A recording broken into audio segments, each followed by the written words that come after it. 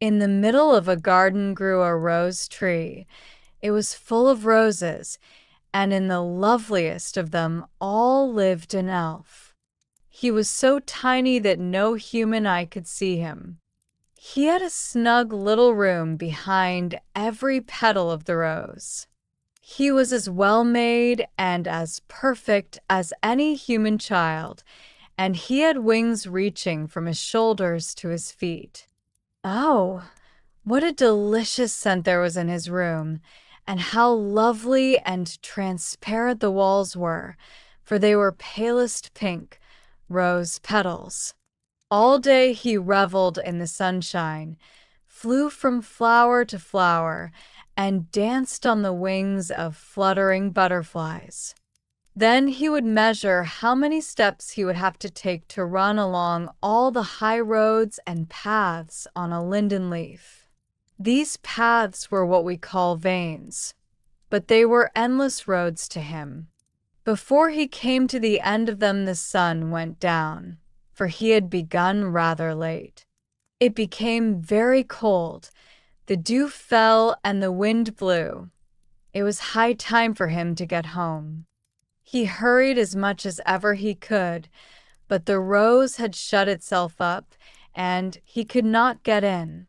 Not a single rose was open. The poor little rose elf was dreadfully frightened. He had never been out in the night before. He had always slept so safely behind his cozy rose leaves. Oh, it would surely be his death. At the other end of the garden, he knew there was an arbor covered with delicious honeysuckle. The flowers looked like beautiful painted horns. He would get into one of those and sleep till morning. He flew along to it. Hush! There were already two people in the arbor, a young handsome man and a lovely maiden. They sat side by side and wished they might never more be parted. So tenderly did they love each other. They loved each other more dearly than the best child can even love its father and mother. "Still, we must part," said the young man. "Your brother is not friendly to us. Therefore he sends me on such a distant errand, far away over mountains and oceans. Goodbye, my sweetest bride, for you are that to me you know." Then they kissed each other, and the young girl wept and gave him a rose. But before she gave it to him, she pressed a kiss upon it, a kiss so tender and impassioned that the rose spread its petals. Then the little elf flew in and leant his head against the delicate, fragrant walls, but he could hear them saying, "Farewell, farewell," and he felt that the rose was placed upon the young man's heart. Ah, how it beat! The little elf could not go to sleep because of its beating. The rose did not remain long undisturbed on that beating heart. The young man took it out as he walked alone through the dark wood and kissed it passionately many, many times. The little elf thought he would be crushed to death. He could feel the young man's burning lips through the leaves, and the rose opened as it might have done under the midday sun. Then another man came up behind, dark and angry. He was the pretty girl's wicked brother. He took out a long, sharp knife, and while the other was kissing the rose, the bad man stabbed him. He cut off his head and buried it with the body in the soft earth under linden tree. "Now he is dead and done with," thought the wicked brother. "He will never come back any more." He had a long journey to take over mountains and oceans where one's life may easily be lost, and he has lost his. He will never come back, and my sister will never dare to ask me about him. Then he raked up the dead leaves with his foot, over the earth where it had been disturbed, and went home again in the darkness of the night. But he was not alone as he thought. The little elf went with him. He was hidden in a withered linden leaf, which had fallen from the tree on to the bad man's head while he was digging the grave. It was covered by his hat now, and it was so dark inside, where the little elf sat trembling with fear and anger at the wicked deed. Elf sat trembling. The bad man got home in the early morning. He took off his hat and went into his sister's bedroom. There lay the pretty, blooming girl dreaming about her beloved, whom she thought was so far away, beyond mountains and woods. The wicked brother leant over her with an evil laugh, such as a fiend might laugh. The withered leaf fell out of his hair upon the counterpane, but he never noticed it, and went away to get a little sleep himself. But the elf crept out of the dead leaf, and into the ear of the sleeping girl, and told her, as in a dream, the tale of the terrible murder. He described the place where her brother had committed the murder, and where he had laid the body.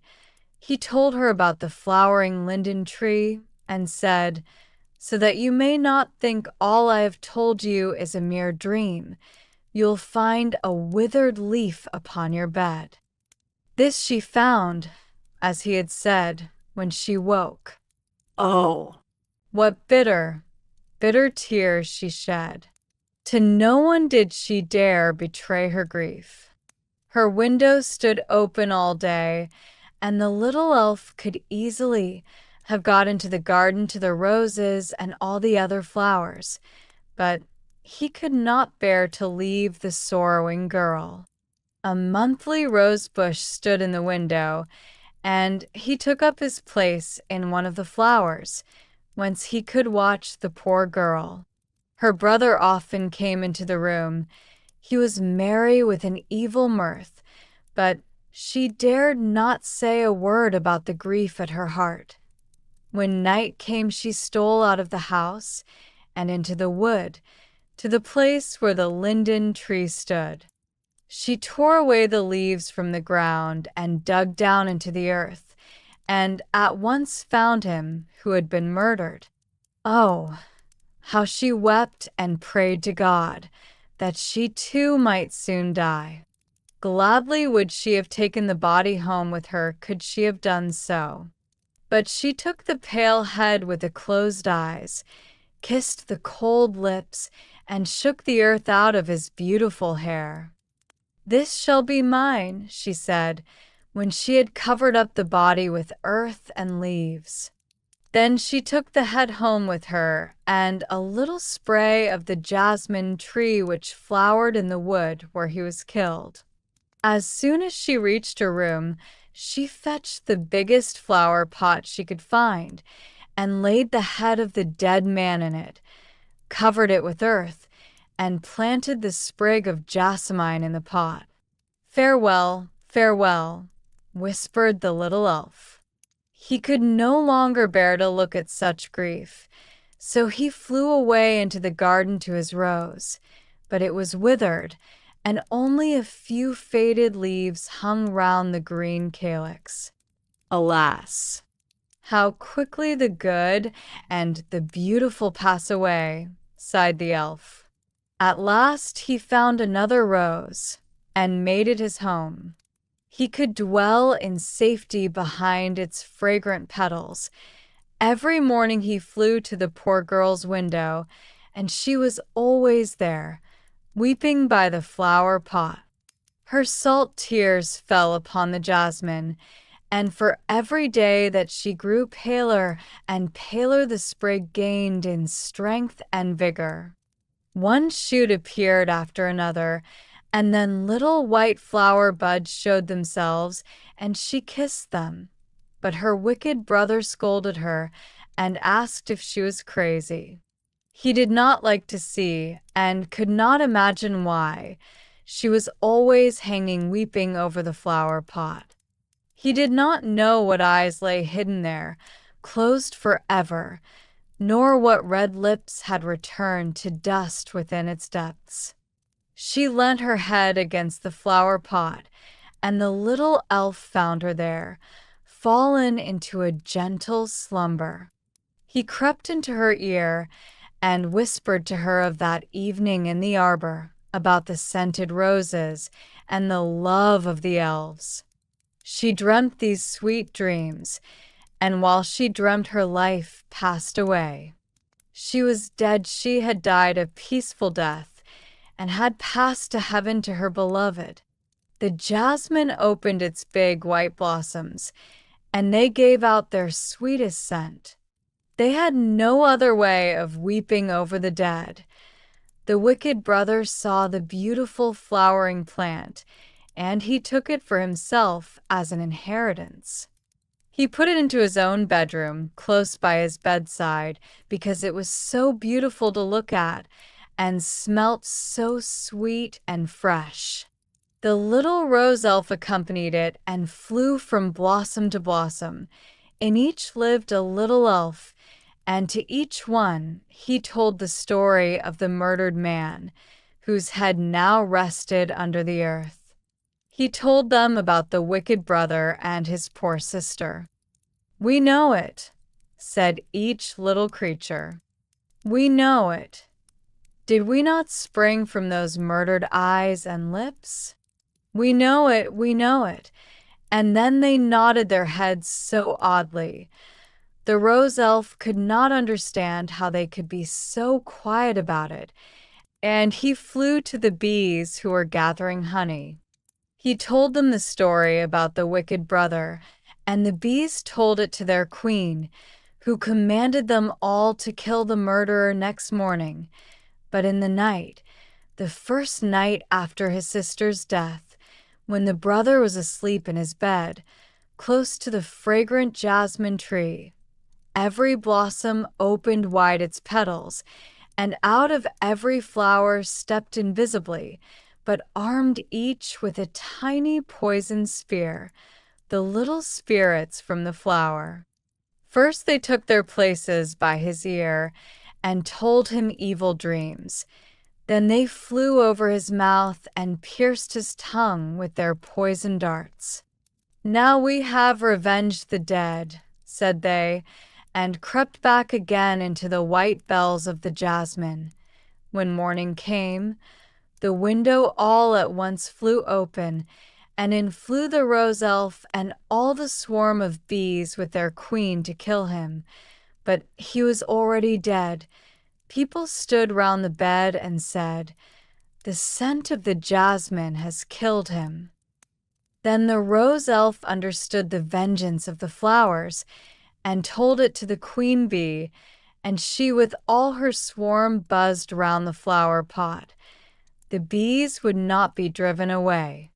Then a man took up the flower pot, and one of the bees stung his hand, and he let the flower pot fall, and it was broken to bits.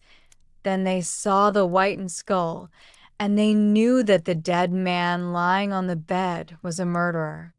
The queen bee hummed in the air and sang about the vengeance of the flowers to the rose elf, and that behind each smallest leaf lurks a being who can discover and revenge every evil deed.